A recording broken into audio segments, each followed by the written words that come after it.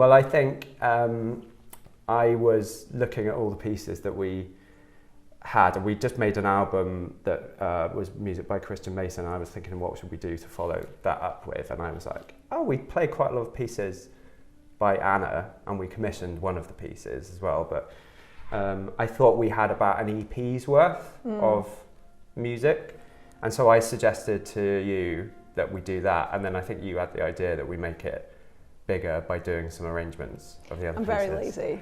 Yeah, I guess it's just like how to, because you've definitely been the quartet that have played my stuff, the most and the most consistently, or as in the people who've, played everything and, for a really long time as well, right? It's been... Yeah, well, we used to live around the corner from each other in Camberwell, and the first time that we played one of Anna's early pieces called Songs for the M8, you came round. Oh, you came round my flat. That's right. And you just walked over, and you lived next to Morrison's. Right. Didn't you? Like, it was sort of very 2 minutes away. Yes, of course. I've got to forget about that. So that was the first. I think that might have been about 2010 or 2011 or something like that. Yeah. Like a long, it was long. It's that long that we've been playing your music. Vintage. Basically, yeah. Yeah.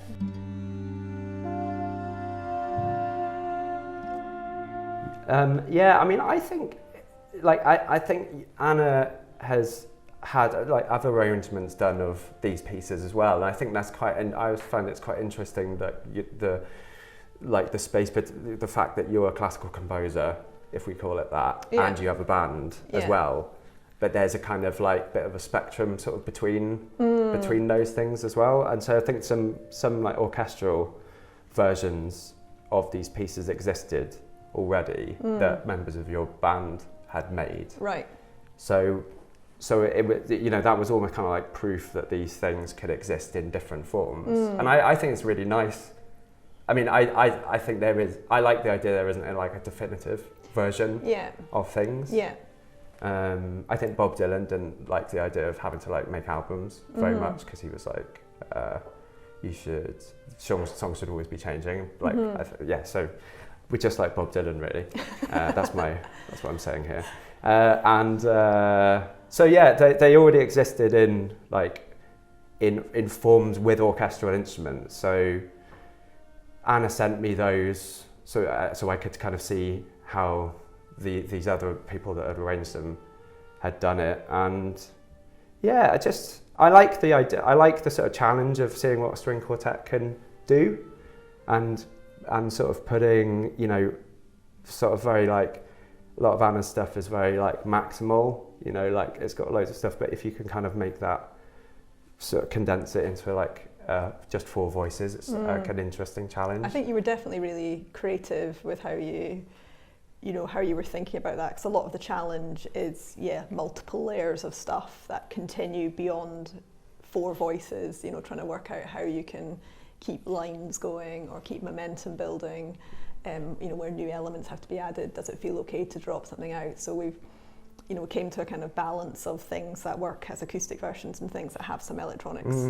Because that was the other thing we had license to do as well, because the album, it already had pieces that were string quartet and electronics, so we had the option to use electronic elements in the arrangements as well, and we did that with, I think, a couple of them, 2 or 3 of them. And then Anna's idea for the track Haze, which comes from Anno, which is originally the Scottish ensemble, was to record the quartet twice and kind of put them on top of each other, and that's really great. So it was nice. So it was kind of condensing it, but then we also had sort of freedom to just sort of see what worked in the making of the album. It's not always, you can't always describe a composer-performer relationship as a collaboration, because it's like composer hands over the music and then you play it. Whereas this was an actual collaboration where... Yeah, and I think though, having had the history of having worked with you guys for such a long time, and also I would say that my strengths have never been in my notated stuff, that I'm always, even old pieces of mine, we've always changed stuff and tweaked things, like can we, and then quite often I forget to change it into the notation, but it's always been, you guys have always been so great at you know, working out how to make things work creatively and not just being completely tied to what's on the page. So I suppose having already had that relationship, I knew that it wasn't, you know, we could make those creative decisions and it wasn't just going to be, yeah, but this is what's written. Yeah, you know? I think that, yeah, there's sort of another good reason to have made the album is because we had this sort of, like a long time of sort of semi-regularly like playing stuff to you, and you know, you give it like doing, I think we did the like UK premiere of Tugamo, which, you know, and then you came and worked on the electronics stuff with us, and and as a result of getting to know how we work, that was sort of, the album was the kind of logical result of all of that.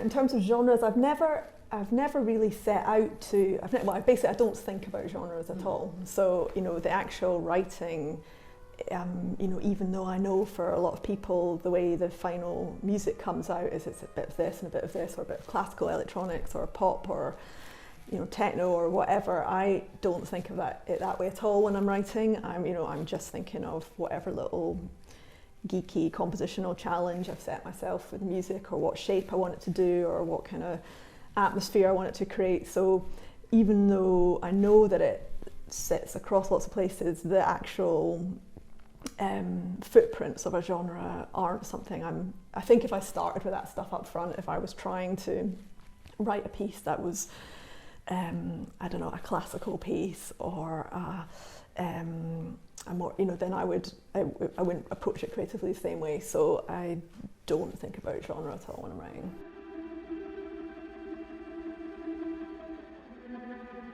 So when I'm writing, I might think of something like just normally a particular shape, or how long I can sustain. You know, if I've got a tiny little cell of an idea, I might want to see what happens if it fights against another idea, and how those two ideas can mutate around each other. You know, so I might have some kind of really simplistic idea of that. Normally there's a durational idea. Normally I'm wanting to see how stuff can transform, whether that's adding new elements or things evolving or disintegrating. So those kind of transformations are normally I'm quite interested in. I normally write with a big timeline where I have an idea of 5 minutes and what I want an idea to do in that time. And so, I'm setting myself these little progressions of normally transformations and sort of seeing how they can happen in real time. There's quite a good example of one of those on the track Shill on the album, which is just like a riff that's like 11, it's like 11/16. Like, and then you, when it repeats after 4 bars, you take one away. Yeah, and then but helpfully from the end. Yeah, from the end, you take it away from the end. But it's horrible. Like, so it's kind of like quite mathy. Oh no, from the beginning. Is it? No, it's from the end. It's from the beginning. From the beginning, because it's got the little like.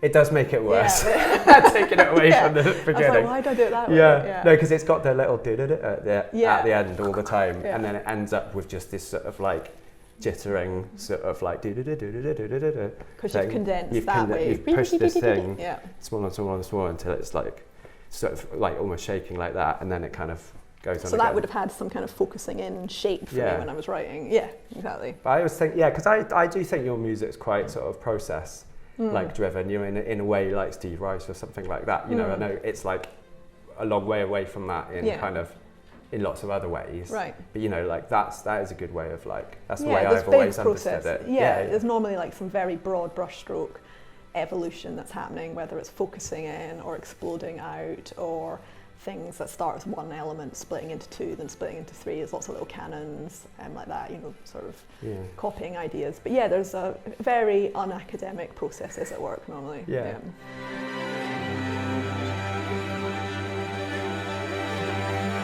I guess it's hoping, you know, showing that there's a real breadth of material on the album. You know, there's acoustic stuff, there's stuff that feels more electronic led, there's older pieces, newer pieces, album tracks, things people might not have heard, stuff that has sort of surround soundy elements, you know, and I think, but I would like to hope that there's a, you know, I'm sure some people might feel everything's very different. But even though there is this breadth, I do think it shows an intention. There's definitely like a kind of clarity that I've all really want to try and do with the writing. I want everything to have its own character and to have its own identity. And even earlier pieces, I ditch a lot of early stuff that I don't relate to, but some of these early pieces are here and still represented because I still see, I can see why I wrote them and what they've, how they've helped me develop as a composer. I can see what I was reaching for there, and it still feels relevant, which is why, they're included. So I just think there's like hopefully a breadth of things, but also a cohesion at the same time. And, I'm not saying any of this stuff is like, you've never heard a quartet play this at all, because that's not what it's about. But I think there's some, ways of writing or using quartet that might be slightly different. Yeah, and I think from our point of view, it's just showing all the different things that a string quartet can do, because that's always the interesting thing to us as being like a string quartet that mostly does new music. Is this very old thing. It's like one of the most sort of classical things, but you sort of try and prove it's still relevant in rather than just referring to the past. So it's. Yeah, I think you're sort of showing that you can put like electronics on it, and you can put sometimes it's like a sub-octave. Again, it's not an original thing. Like Collin's Quartet would have been doing that for for many decades. Mm-hmm. But it's like I just think a string quartet can kind of sustain a lot of stuff, and I like kind of seeing what you can kind of put on it. Yeah. And what you can. But what's really special, I do think, about you guys is that the commitment and the total authenticity you'll bring to something, whatever a composer has brought, you will get what they're trying to do, and whether it's very delicate and knotty and gnarly and complex, you'll absolutely got the chops to like dive into that.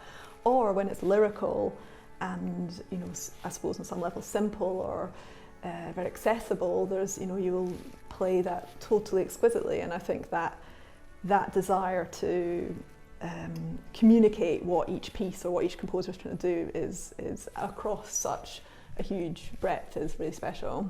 Yeah, that is really important to us, and I think it's funny actually that we said that about direct communication in our press release for this, because the other project that we're working on at the moment is like a celebration of Ligeti, the composer Ligeti's centenary year, so he would have been 100 this year, and we always describe Ligeti's music in those same terms as like having a really direct communication with the listener. And it's like, that almost sounds like stating the obvious, but I think for avant-garde music that isn't stating the obvious, because there are a lot of avant-garde composers, modernist composers, complex composers who weren't concerned with like the listener. They were like, if the listener likes it or not, like that's their problem.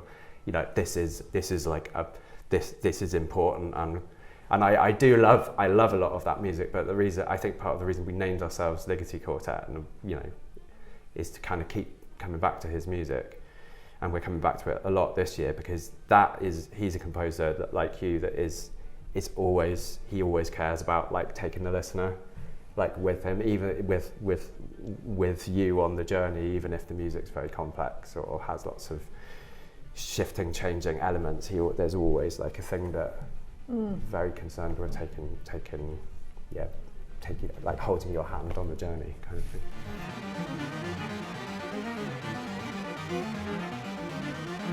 I mean, it feels like we're in a big moment of change in terms of, I think hopefully broadly very positive change in terms of diversity and representation in the industry, which is exciting, but there's obviously still a long way to go, and there's still a lot of areas where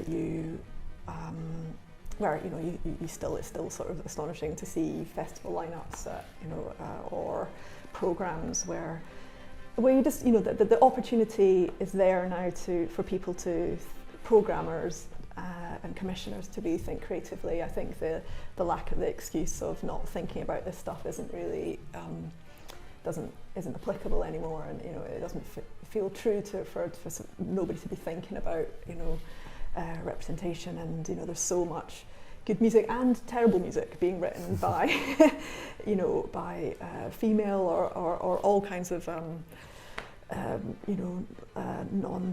minority groups. And I think that this is a really great moment to just be thinking creatively, to be thinking, okay, what might be a different way to shape a programme, what might be a different thematic thing to hang this programming on, who could we commission that maybe doesn't notate conventionally but has great creative ideas, and how can we support them to work with us even if they don't write in the way or work in the way that we've traditionally had. You know, I think it's just a great moment to challenge a lot of existing ideas, and you know, hopefully harness some of the thinking that's going on at the moment and see where we can go.